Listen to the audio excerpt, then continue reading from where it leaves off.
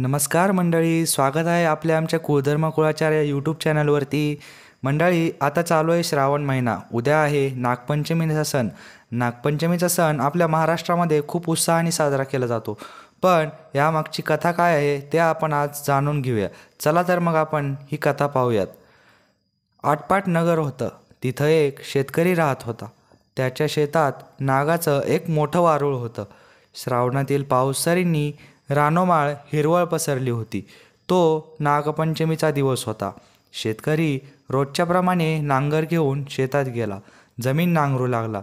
नांगरताना काय झालं, वारुळात नागांची जी नागकुळं होती यांना नांगराचा फाळ लागला. नागपिल्लं मेली. काही वेळाने नागिन आली. आपलं वारूळ पाहू लागली. पण तिथं वारूळही नव्हतं आणि पिल्लं पण नव्हती. नागिन इकडं तिकडं फुतकारत पाहू लागली. तेव्हा तिला रक्तानं लाल झालेला नांगर दिसला. ती संतापली. याच्या नांगरामुळंच माझं कुळ नष्ट झालं, पिल्लं मेली. या शेतकऱ्याचा निर्वंश करावा असं तिच्या मनी आलं.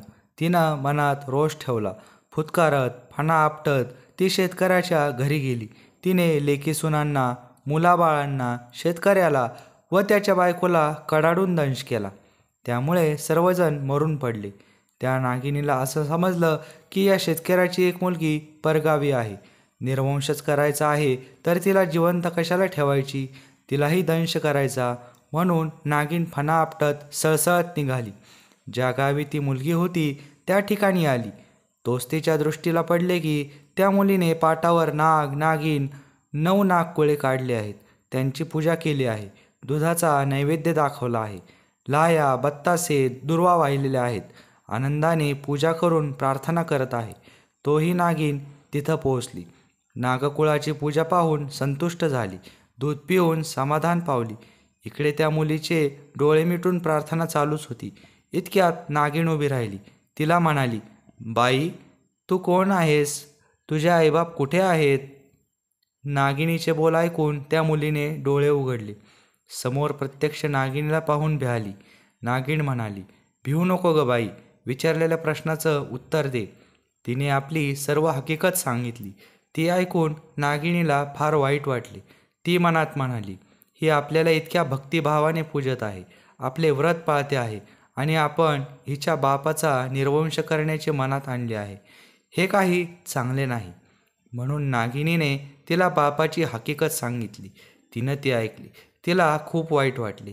तिनं आईबाप जिवंत होण्याचा उपाय विचारला. नागिनीनं तिला अमृत दिलं. अमृत घेऊन मुलगी माहेरी आली. सगळ्या मृत माणसाच्या तोंडात अमृत घातलं. सगळेजण उठून बसली. जिवंत होऊन आळोखी पिळखोय देऊ लागली. सगळ्यांना आनंद झाला. बापाला तिनं घडलेली सर्व हकीकत सांगितली. तेव्हा बापानं विचारलं, हे व्रत कसं करावं? मुलीने व्रताचा सगळा विधी समजावून सांगितला व शेवटी म्हणाली, काही पाळणूक जमलीच नाही तर निदान नागपंचमीच्या दिवशी जमीन खणू नये, नांगरट करू नये, भाज्या कडबा चिरू नये, तव्यावर शिजवू नये, तळणाचं खाऊ नये, नागोबाला नमस्कार करावा.